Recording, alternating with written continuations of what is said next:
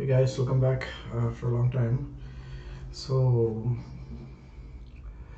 so in this video, I'll just give you guys. Let's together find out. Like I'm not prepared that much. Like I don't. Most of my videos I freestyle. I just do take a little bit of notes here and there, but I don't have a proper script or anything like that to follow. I just most of the time freestyle. And I don't even edit my videos. I just upload it right away because it takes a lot of consume a lot of time.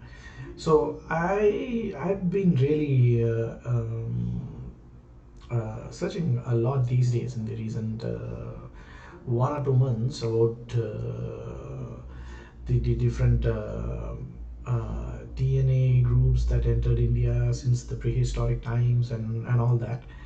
And I thought I would maybe do a video about the different people who migrated to India. I'm talking about the ancient India, and then maybe from there on touch upon the religions that came along with them. That's a very interesting thing. And I unfortunately most of the videos that I watch on YouTube, like they touch upon this thing called Hinduism, but then they don't they kind of put all the it's a very stereotypical thing that they do, right? Most of the videos are done by outsiders and they have no idea what Hinduism is and how, like, it's not just one religion. And so I just want to maybe show you guys the different belief systems that are grouped together as Hinduism today. It's not a single religion, but that would be another video. I think I'll be doing this into video series. For now, we'll just focus on what happened. I believe I've already discussed that there were initially the Africans reached India, and then the ancient Iranians. I'll put out the a link of that video as well, because a year ago, or maybe even more than a year ago, I put out a video about the Aryan steppe migration when it was, confirmed scientifically based on DNA evidence and all that. Yeah, that's a completely different video. But we'll start off from where I left off there, and then this is like a continuation to that video. That's why it took a bit of time for me to explain you guys what it really is. So, prehistoric India, right? So this is what I prepared before I started this video. What happened in the I've marked three different lines here. One is in red, one is in blue, and one is in saffron orange, right? So the red one, I think that wave of migration happened around 70,000 years ago. So 70,000 years ago, Africans, they wanted to move out of Africa for whatever reason. You can do a lot of Google search on that. There's so many, like there's this human migration, the whole human migration map, right? So you'll find out how the different migration and when it happened and all that. In fact, I myself made a video that is a whole another series. Let's not get into that.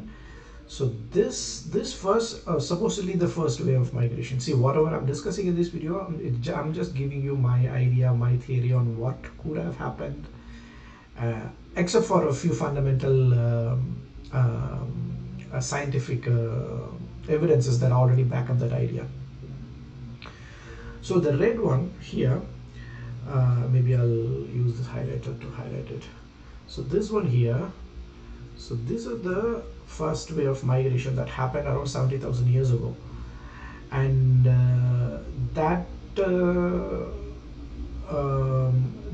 they have found one guy from Tamil Nadu who still carries that gene, and this is that guy. So this man here, oh sorry, this man here. So his name is Virmandi, and he's some kind of an IT hardware engineer or something like that. And he carries this M130 gene or haplogroup. I forgot what exactly it is. So there's some technical term behind it. So and they found this in him, and this was a mutation that happened out of Africa. So what I mean is, where's that? Okay. So what happened? If you see, I have marked the way from Ethiopia to Yemen to Oman to why like I based on my research, I am pretty sure that they didn't take this route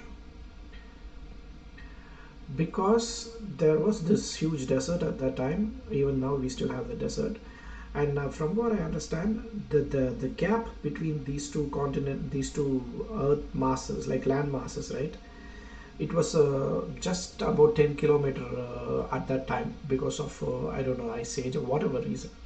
So they were able to cross that with boats, is what I read. So they took this route, right? And they I think they came to India, and then they even moved to Andaman and Nicobar Islands. We can still see their the Jarawa tribe. They are considered to be the oldest migrants from out of Africa. So if you want to know how they look like, they look something like this, right? So these pictures I took from Google. If you search Jarawa tribe, you can find this picture, right? Now that is the first wave of migration that happened. Now next one, where's that? I believe around maybe 10,000 to 15,000 years ago. Okay, before going there, so these people, right? These people were still hunter-gatherers. Hunter-gatherers, as in they were depending on hunting food. They were not farming. Farming came much later, from what I understand, just about maybe 10,000 or 15,000 years ago. And supposedly the ancient Iranians brought farming to India. All of this is like speculations, that theory that people and researchers and archaeologists they put forth. We don't have like a concrete evidence for that. There could be some indirect evidence, but I need to do more research on that. So what I mentioned here is the red one is African hunter-gatherers, AHG. So they were still hunter-gatherers, and that continued. That is why you see the Andamanese tribe are still hunter-gatherers. They don't know farming, and so it continued for about maybe 10,000 to 15,000 years ago. Now, most people, what they claim, like I'm talking about people who research archaeology and prehistory, anthropology, and all that, they claim that this is the place called Fertile Crescent, I think, and that is where farming supposedly was invented, right? And this is, if you see, close to Iran. Now there's as per the step migration DNA analysis, what they mentioned, right? Ancient Iranians came to India and then mixed with these hunter-gatherer tribes to give rise to form the Indus Valley civilization. So let me write IVC here, this one here. So basically ancient Iranians somewhere near the Fertile Crescent came to India, and then they mixed with the The hunter gatherers, the people who migrated from African hunter gatherers. Let's call them African hunter gatherers because um, at what point they become Indians, I can't say. As soon as they move to India, and then the following generation they become Indians. If that is the case, then we can call them ancient Indians at this point. I'm currently at maybe 10,000 to 15,000 years ago. Okay, so imagine the hunter-gatherer people are pretty much spread almost the whole of India, right? Including the Andaman and whatnot.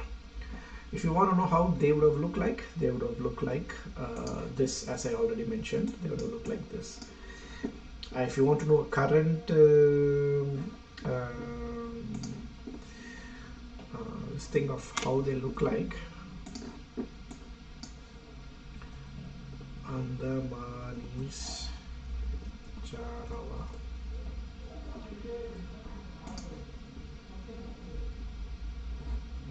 So this is how they currently look like. So I'm sure they would have looked like probably the same during that time period, right? So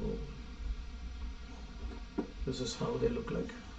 Look at these kids. This very African features, right? The curly hair, and that is why you see even the current day South Indians, they have a little bit of curly hair. They may not have completely curly hair, but I think this is the present day. She is wearing a sari. This must have been taken somewhere near Andaman. Okay, so this is what I imagine they would have looked like. Now the ancient Iranians from Anatolia or ancient Iran, we can call it whatever. I'm trying not to make any mistake here, because all of this is just the information that I read. I'm not sure if Anatolia and ancient Iran are one and the same, but let's use the word ancient Iran. Okay, so ancient Iran, and then they come here and then they form the Indus Valley civilization. Now, how ancient Iranian would have looked like? This is what I get. Sorry about the noise in the background. I think my flatmates are making tea.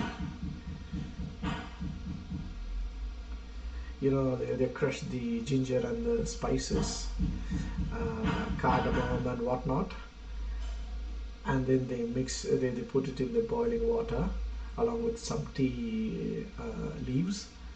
After that, once the decoction is done, they add milk. That's how we prepare tea. I think it's been done. So this is what I when I searched for ancient Iranians, this is what I found. Now it's just again a speculation. Nobody knows how ancient Iranians look like, right? Ancient Iranians. See, this is the first picture that I get, right? I don't think they would have been like proper Caucasian, because it's close to the Middle East, and Middle Eastern people are not Caucasian exactly. And I don't think that would have been the case even earlier. Even if you see Jesus, right? They, based on archaeological evidence, they even managed to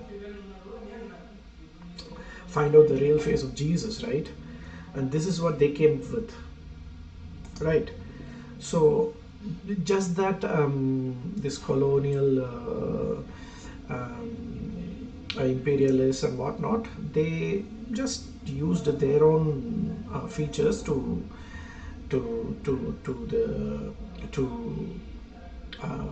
what do you call that, spread Christianity, right? So that is why we see different this kind of like a blonde blue Jesus. But originally, from what I understand, based on maybe research, this is how Jesus would have looked like. So and pretty much this is where close to that is where Iran is as well, right? So Middle East is somewhere here and Iran is somewhere here, not that far. So I have a feeling that he would have looked like something like this, right? Now, if these two mix, right? Think what would they look like? It's left to our imagination. So I have a feeling it could look close to something like this. The curly hair is gone now. I'm using this because it's a current day example of surviving example of the oldest haplogroup, right? This one, or maybe something like this one, but this is the typical South Indian look these days, right? So more of a mixed look. Uh, so this is what we are now. Now this happened around 10,000 to 15,000 years ago, let's say. Whether did they bring any religion along with them? I need to do more research on that. But there is one a link that I found that could be the answer to my question, and the link is what do you call, there is a particular tribe. I even made a video about it, like peacock angel Melek Tavs. So there is this group of people.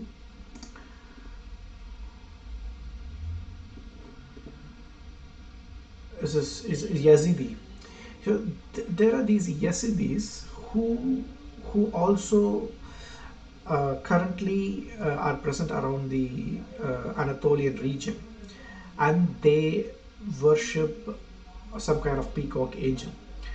And there are some videos that claim they are survivors of Gobekli Tepe or something like that, right?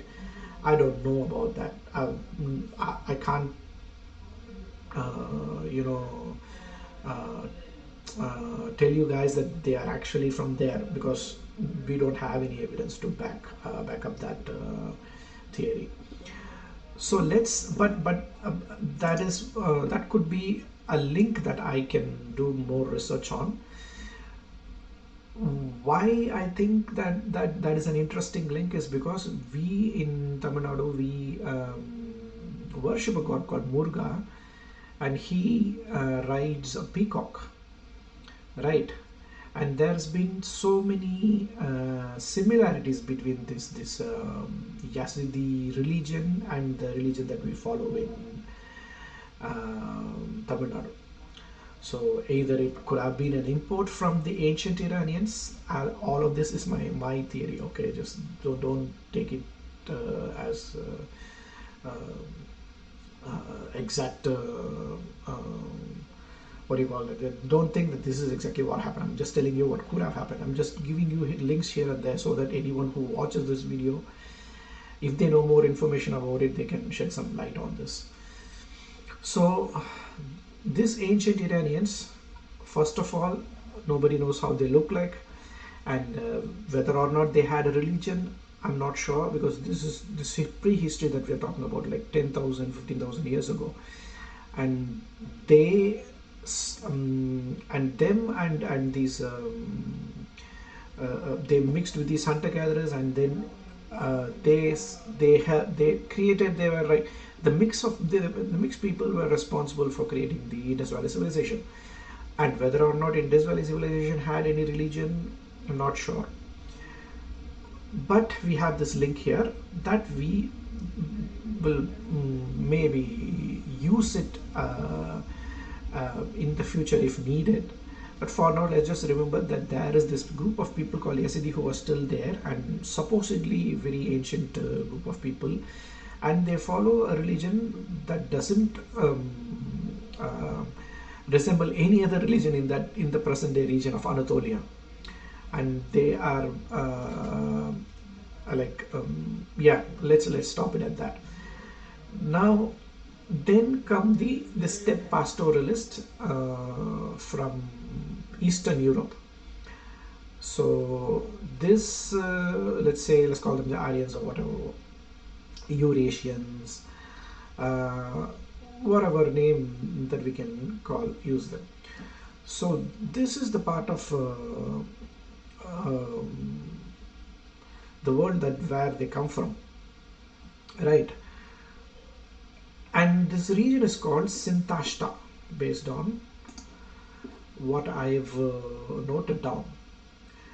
So the Yamnaya people are they, they they are from here somewhere. Where is that? Georgia, Azerbaijan, this part of the world. Okay, let me use this now. So this part of the world, right? And then they come here.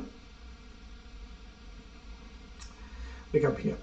So, and the Sintashta group of people, the Sintashta, right? It is somewhere here, I guess. So what exactly is Sintashta? That is an interesting thing to do more research on. What exactly is Sintashta? Now, if you read through the Wikipedia page, what does it say? Is an archaeological site in Chelyabinsk, Russia. It is the remains of a fortified blah blah blah blah blah blah, situated in the steppe east of the Ural Mountains, and 5 cemeteries have been found associated with the site, the largest of which consisted of 40 graves. Some of those were chariot burials, producing the oldest known chariots in the world. Others include horse sacrifices. Up to 8 in a single grave in various stone, copper, and bronze, silver, and some cemetery. Okay. It has been suggested that the kind of funerary sacrifices evident in the Sintashta have strong similarities to funerary rituals described in Rig Veda. So this red dot here, right? This is where they are from. They so based on this, what they see, what we understand is that they brought with them the Vedic culture, right? Vedic religion, Vedic culture and religion. So Vedic religion involves a lot of fire related rituals, like oblation. Oblation is the word. Is that the right word? Note it down. Oblation. Oblation is something where you put something into the fire, right? Like a ghee or whatnot. Current day Hinduism does a lot of that. So this fire-based religion came from the steppe region, as is evident from the Sintashta culture, right? Because originally, even if you take the Tamil religion, Muruga worship or Shiva worship, Shiva, I believe, is most likely a Tamil religion, but need to do more research on that, because Shiva itself is a Tamil name. Shiva means red, and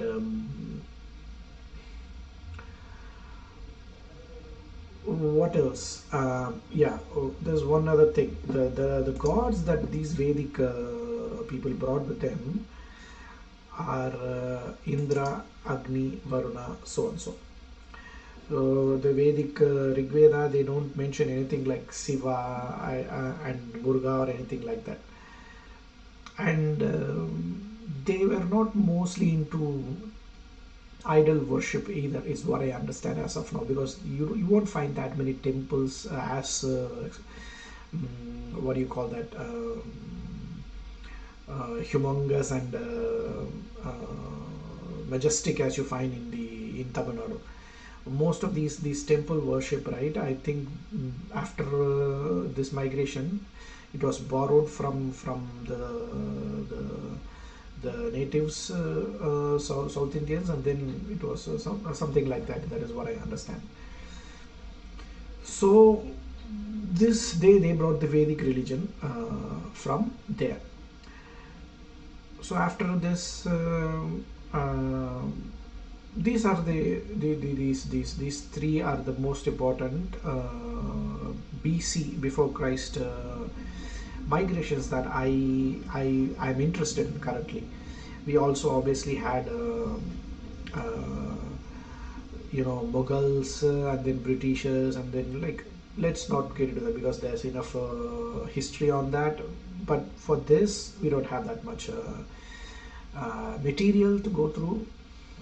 So I'm just putting out a video for this. As of now, we'll stop it at this point, and maybe I'll post another video of different difference between the Vedic religion and the Tamil religion. What could have been the religion before the step migration? Because currently, whatever is being known to the outside world as part of Hinduism is this Hindutva and Vedic practices and all that, but that alone is not Hinduism. Hinduism is much more.